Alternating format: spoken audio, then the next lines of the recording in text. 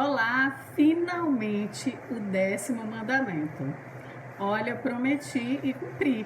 Estou aqui fazendo o último mandamento do livro para que você possa ter mais sede e continuar buscando conhecimento e sendo protagonista numa mudança de vida.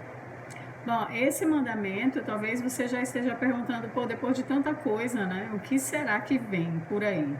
O mandamento 10, ele nos orienta a aprender, desaprender e aprender novamente. Essa talvez seja uma das principais características desse século. Tudo anda tão rápido que se nós ficarmos enraizados no nosso conhecimento do agora, nós vamos ficar para trás, nós vamos ficar obsoletos. João, o apóstolo do amor, diz isso lá no capítulo 8, versículo 32. A verdade liberta.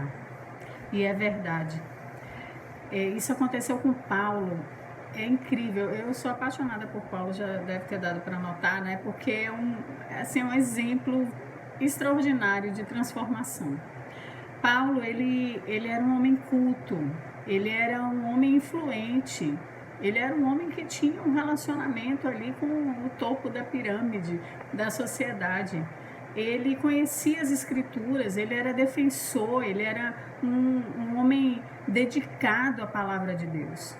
Mas de repente, aquele momento ali, aquela sociedade, ela foi estremecida por uma presença estranha. Um tal de Jesus veio desandar com as coisas. Ele veio curar no sábado, ele veio tocar em mulheres que sangravam, que era proibido. Ele tocava nos leprosos, que eram pessoas que viviam à margem da sociedade. Ele ia jantar na casa dos corruptos, dos cobradores de impostos. Que coisa mais esquisita. Paulo estava convicto, ele declarou que ele não deixaria nada manchar o nome de Deus. Ele não deixaria nada atrapalhar aquela lei, aquela convicção, aqueles costumes que tinham sido criados. Paulo decidiu perseguir, então, o caminho. Decidiu perseguir os seguidores de Cristo, porque ele viu que não foi suficiente matar Jesus. Não foi suficiente matar Estevão. Em seguida, Paulo estava ali apoiando o apedrejamento de Estevão. Viu Estevão pedindo para Deus perdoar aqueles que estavam apedrejando, porque eles não sabiam o que faziam, repetindo as palavras de Jesus na cruz. E Paulo saiu enlouquecido com aquilo. Não vou deixar nada mudar a nossa situação atual. Mas o que acontece é que o plano para Paulo não era o que ele esperava. Ele teve um encontro com Jesus e ali naquele encontro Jesus fez uma pergunta para ele: por que você me persegue? Eu fico imaginando essa cena, esse choque de realidade. Sabe, eu não sei se já aconteceu algo parecido na sua vida, que você acreditou a vida inteira em alguma coisa e de repente você se depara com uma situação em que você olha para ela e fala: valeu a pena? Nossa, eu estava totalmente enganado, mas eu tinha certeza, eu acreditava nisso. E aí você se choca com aquilo. Paulo entrou num estado de choque tão grande diante daquela realidade entre o passado e as crenças e a oportunidade de viver uma verdade, que ele ficou cego. Ele ficou cego e passou 3 dias, imagine isso, 3 dias sem comer, sem beber e sem enxergar. Até que depois desse momento de entrega, aquele momento de reflexão, ele volta a enxergar por um milagre. Ananias vai até lá, enviado por Deus, e coloca as mãos nos olhos de Paulo e ele volta a enxergar. E dali em diante, Paulo começou a pregar a palavra e a verdade. Olha que mudança radical. Esse mandamento, ele vem fazer um convite muito importante. Ele vem um pouco que calar as nossas desculpas. Sabe aquelas coisas que a gente fica, não tenho mais idade. Mas a minha vida inteira eu fiz isso. Sabe aquele despertazinho assim que deu aí nas atividades, dos sonhos, das visões, de que as coisas podem ser melhores, os relacionamentos podem ser melhores, a profissão pode gerar felicidade, o seu dia pode ser mais agradável, aquela pontinha assim de será que dá para ser mesmo? Essa pontinha aí, se você pegar isso para a sua vida, você pode ser protagonista de uma transformação. Sabe quantas pessoas criaram fortuna, mudaram de vida, outras abandonaram a fortuna porque não valia nada para elas eram infelizes e foram aí bater perna no mundo, ou para um mosteiro, ou para um convento, mas mudaram radicalmente. Todo mundo fica se perguntando, será que fulano endoidou? Não, não endoidou não, ele despertou, ele acordou para algo que é maior do que a gente consegue ver. Nossa, eu me empolguei, falei demais. O livro ele traz um trechinho, alguma mensagem do livro Mindset de Carol Dweck, que fala que as pessoas têm 2 tipos de mentalidade, a fixa e a de crescimento.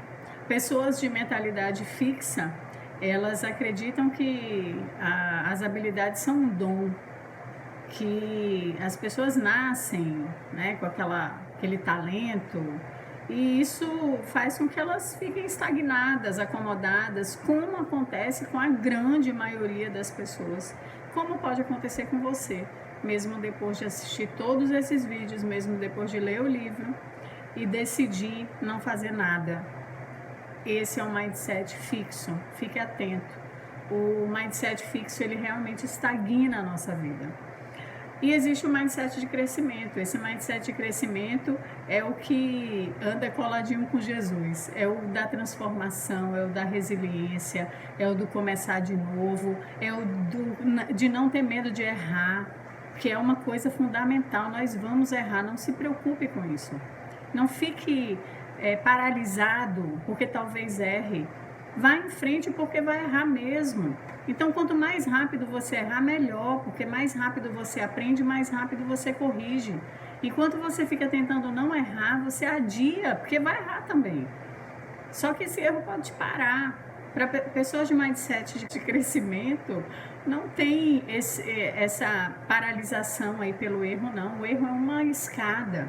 O erro é uma escada que a gente cai e depois a gente vai lá e sobe novamente. Lembre-se, você sempre pode fazer escolhas diferentes. As suas escolhas estão sob o seu domínio. Deus te deu o livre-arbítrio, deu para cada um de nós. Isso é o que nós temos de mais precioso. Mesmo acamados, nós temos a liberdade, o livre-arbítrio de escolher os nossos pensamentos, de escolher as nossas sensações, de escolher aquilo que nós vamos fazer, respeitando as nossas limitações e lutando para superar essas limitações. Como a gente está no último mandamento, eu quero terminar esse mandamento lendo um trecho do livro, que está aqui no finalzinho do 10º mandamento, que tem como base a palavra que está lá em Colossenses 2:8, porque nessa altura do campeonato você já percebeu que tudo que a ciência apresenta, tudo que os grandes livros trazem para a gente, se tiver alinhado com a palavra, Jesus já falou sobre isso. Então, essa verdade que liberta, ela está nele. Quanto mais nós soubermos dele, mais nós vamos nos sentir livres. E ele dá um alerta. Aqui em Colossenses 2, diz assim, ó: então, tomem cuidado para que ninguém os escravize em filosofias vãs e enganosas, que se fundamentam nas tradições humanas e nos princípios elementares desse mundo, e não em Cristo. Esse é o principal cuidado que nós devemos ter. ao analisar todo o conhecimento que chega para nós, toda a informação. Vem de Cristo ou não vem de Cristo? Não é tão fácil discernir, mas também não é tão difícil, basta conhecê-lo.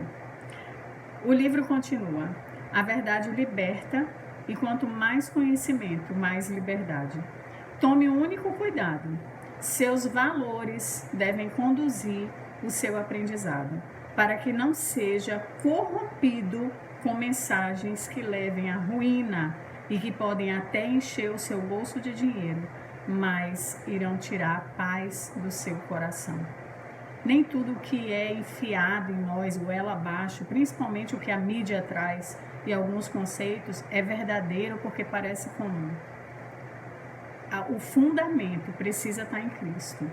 Continuando aqui, uma frase de Pascal: há um vazio do formato de Deus no coração do homem. Pascal tem razão. Conhecimento sem transcendência nos transforma em arrogantes e duros com a vida, como máquinas de produzir resultados. Precisamos do místico e do sobrenatural para nos tornarmos humanos. Precisamos de Deus. A lição 30 diz: a tecnologia muda, a cultura muda, os tempos mudam, mas a palavra de Deus é eterna. Com isso, nós encerramos o 10º mandamento, mas tem um detalhe: o livro ele tem 30 lições e meia. Então vou deixar um desafio para você. Eu quero saber que meia lição é essa. Então, se você chegar até o final, manda no direct, manda no YouTube, manda um e-mail, um WhatsApp, o que você quiser, para eu saber que você chegou no final e você decidiu fazer o que a meia lição, a 30 e meia, orienta. Tá bom? Beijo, espero ter contribuído nesse tempo juntos e vamos em frente. Estou torcendo por você, conta comigo.